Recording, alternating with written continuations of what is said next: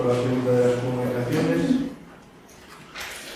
que será impartida por la profesora Ivone Brito Monteiro, que es profesora de la Universidad de Santiago y colaboradora habitual en la Facultad de Ciencias Sociales, Humanas y Artes de la Universidad de Cabo Verde, licenciada en Historia Contemporánea y también doctora en Altos Estudios en Historia, en ambos casos con la Facultad de Letras de la Universidad de Coimbra.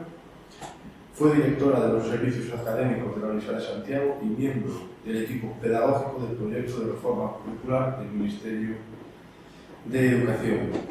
Es autora de varias comunicaciones científicas ligadas a la problemática de la ciudadanía, del indigenismo, del mestizaje, de la resistencia y del trabajo forzado en el Cabo Verde colonial, y en este momento se prepara para publicar el libro El indigenato, el indigenismo y la ciudadanía, una confrontación sociopolítico-cultural en el Cabo Verde colonial, 1820-1960.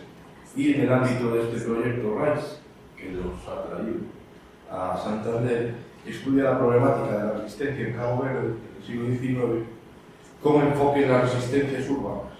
Y hoy nos presentará lo que ya tienen en pantalla, la comunicación que lleva por título El motín de la Isla del Sal, de la Ilha do Sal, ou A Revolta da Casa Marques.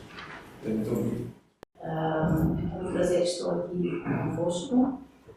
Peço desculpas, não tenho as habilidades da colega Ana Sofia, nem do meu colega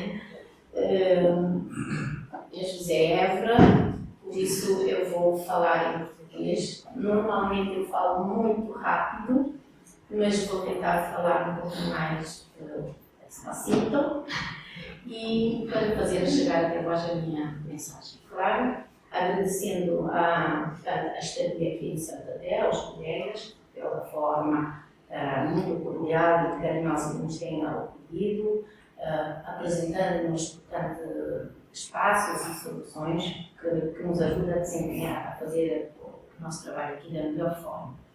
Agradecendo também ao meu colega José, que já estamos nesse projeto desde 2018 e nós nos apoiamos mutuamente. Portanto, é com muito prazer que estou aqui convosco para partilhar essa temática do motim da Ilha do Sal ou a revolta da Casa Martins, dizendo que no âmbito desse projeto tem estado também, que é o projeto ultrapassa aqui, que é o meu a cronologia daquilo que eu estudei, porque os meus estudos são contemporâneos, são exatamente a partir de 1820 a 1960. Então, trabalhar nesse projeto obrigou-me a recuar muito, mas muito para atrás, na história sobre Cabo Verde, mas tenho estado a lidar com questões como a revolta, os valentes de Santiago, não é? Portanto, a partir do século XVIII. Trabalhei agora, portanto, esse motim da Ilha do Sal. Também tem estado a ver alguns rebeliões na Guiné-Bissau, que ainda temos, portanto, em estudo. Portanto, no âmbito dessas jornadas, achei então interessante trazer aqui algumas revoltas urbanas, não é? Algumas delas já foram até trabalhadas por colegas no digital mapping ou então nos verbetes. Então, aqui é mais para também dar a conhecer, então, aos colegas de Santander, essas revoltas urbanas. Então, os objetivos, que é de analisar sucintamente a situação vivida nas ilhas, particularmente na Ilha de Santiago, que é o epicentro das lutas políticas e sociais na primeira metade do século XIX. Vou tentar sintetizar os movimentos de resistência urbana em Santiago e em outras ilhas, no período compreendido entre 1911 e 1947, descrever um pouco com mais pormenores o motim da Ilha do Sal, depois, no fim, tentar discutir, portanto, até que ponto os grupos de baixo se engrenam direta ou indiretamente nos movimentos de resistência à dominação colonial. Bom, o meu colega José Évora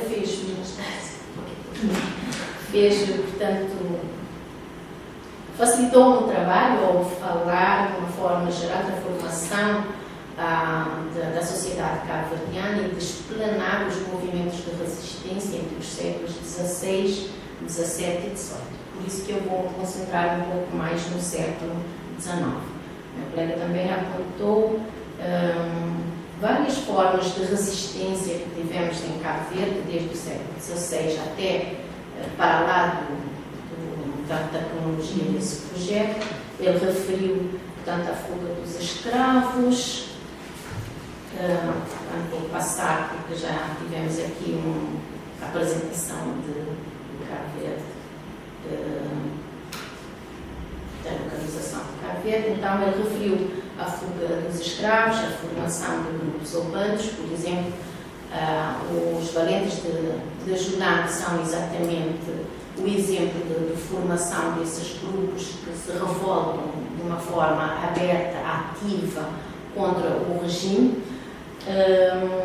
A formação de comunidades autónomas, eu que trabalhei portanto, o levantamento de Judá, entendo que é aquilo que no Brasil chamam de quilombos, os roubos e assaltos, que ele já referiu, as revoltas campesinas, que também apontou.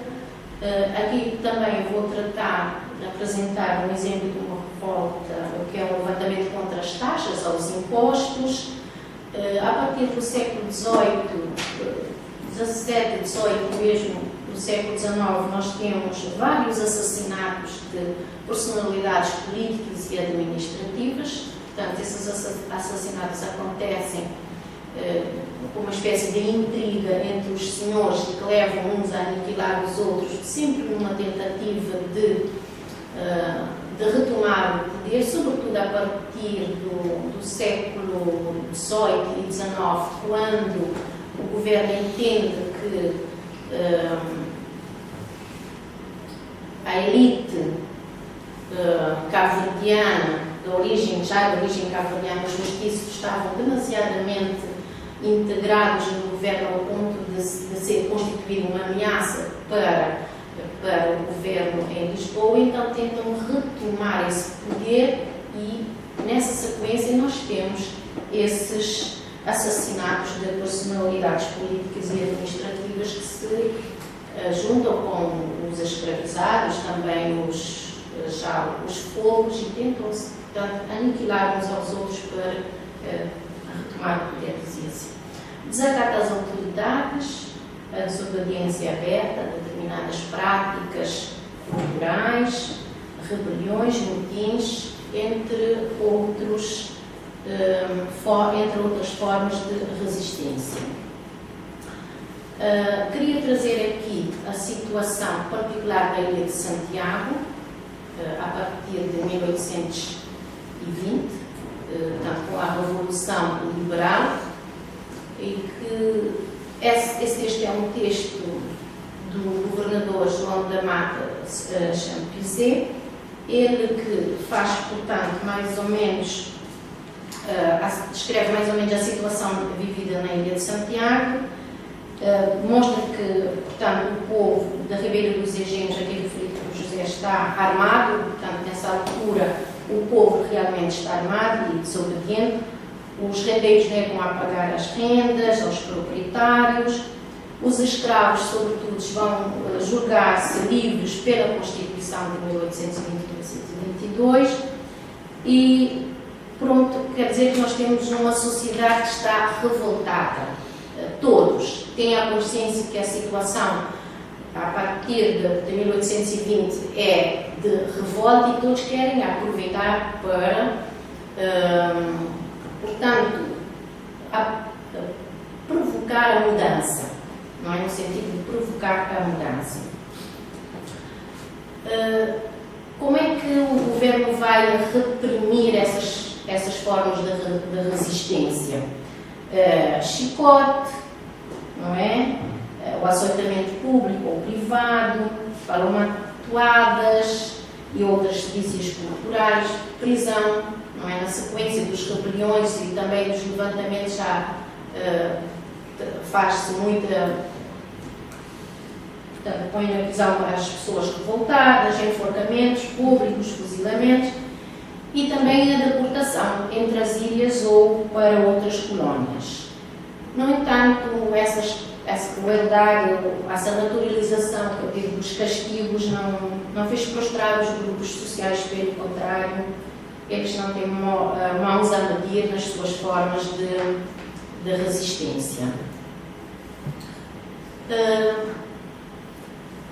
Então, a partir dessa altura já nós podemos falar de uma resistência urbana. Para além da resistência campesina, podemos falar ainda na resistência urbana, que eu considero ser uma forma de resistência aberta, não é? Uma forma de resistência aberta, e vamos ter pelo menos esse tipo de resistência em 3 centros urbanos, na cidade da Ribeira Grande de Santiago, na Ilha de Santiago, na Vila da Praia, também na Ilha de Santiago, na Vila de Santa Maria, na Ilha do Sal.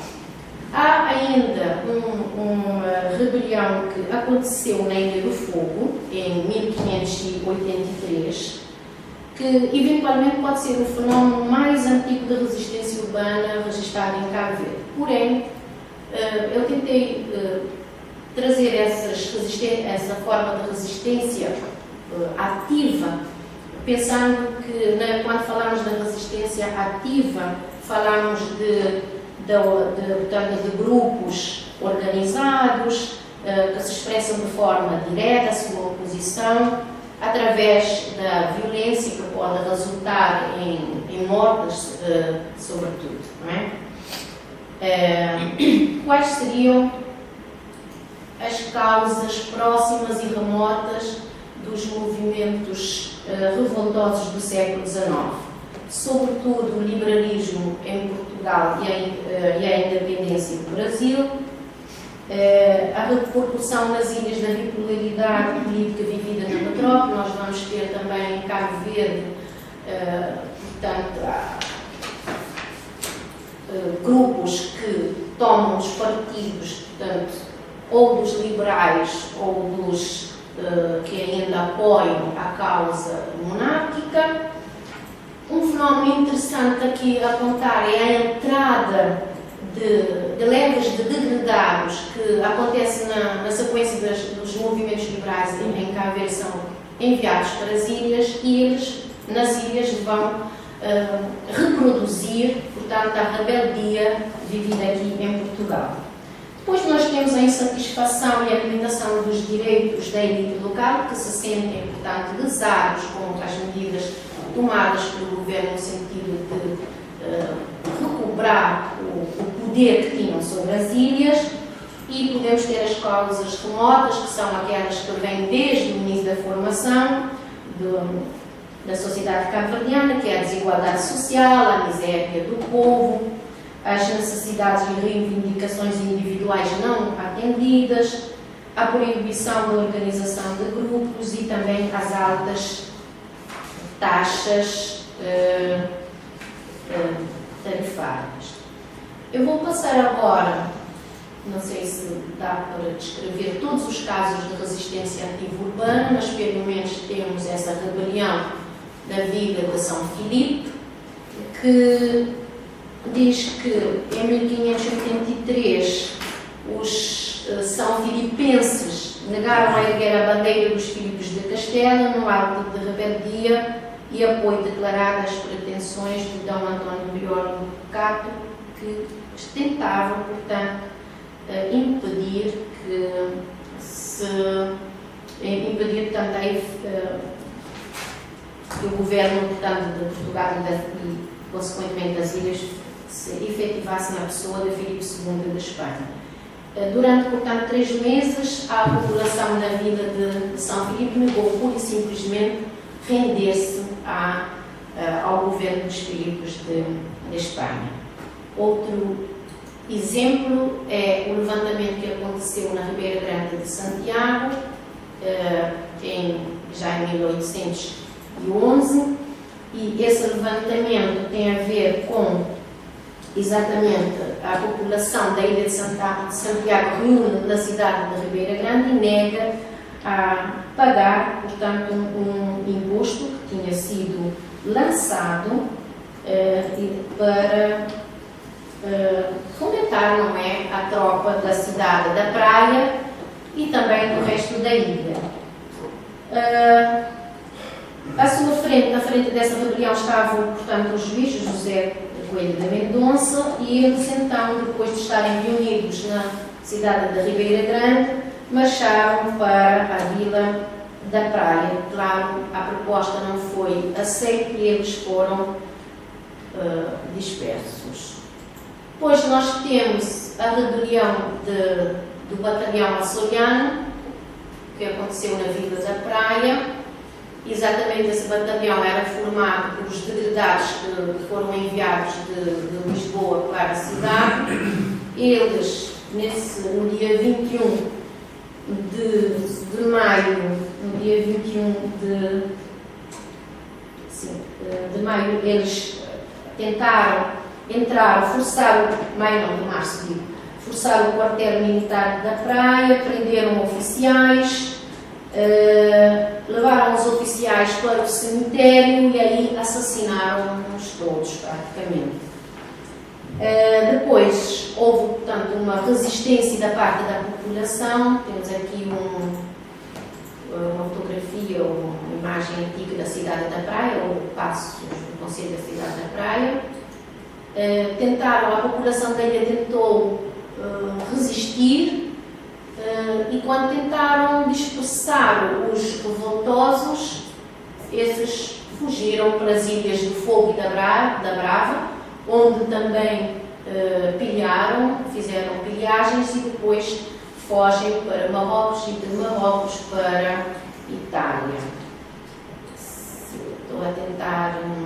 Ainda temos a revolta de Montiagar, que aconteceu em dezembro de 1835. Esta é uma revolta de escravos que tentaram juntar, portanto, agrupar-se numa casa que pertencia a um grande proprietário, Manuel António Martins, e o objetivo deles era liquidar todos os brancos e apoderar-se, portanto, do governo da cidade. Entretanto, também não conseguiram os seus intentos. E, por fim, nós temos o motim da Ilha do Sal, que acontece e envolve a viúva de Manuel António Martins, que foi um grande proprietário, armador e um dos grandes políticos de Cabo Verde na primeira metade do século XIX.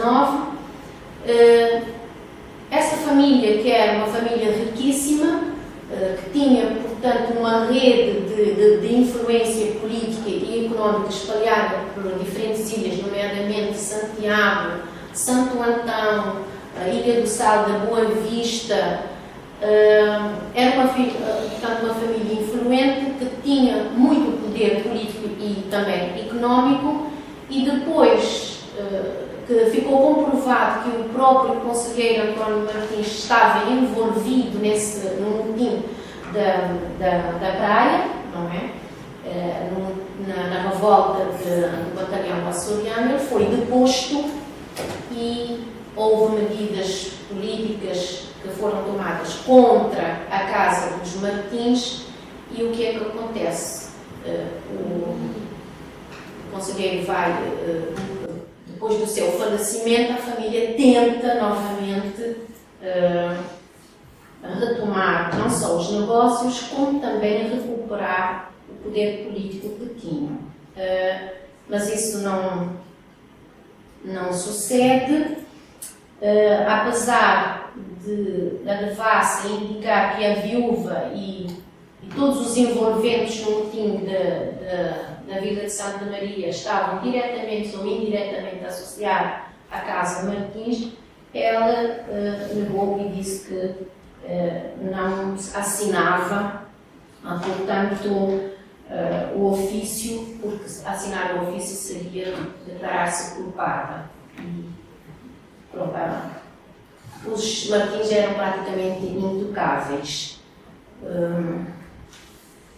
Das considerações que eu apontei sobre essas revoltas urbanas, dizer que realmente há Eu acho que a intriga, a solicitação, a manipulação, a alienação e outras formas usadas pelos familiares da Casa Martins, que nós podemos ver que haveria, portanto, confiança ou mesmo a familiaridade, não é? Envolvendo não só os escravos, como também os jornaleiros.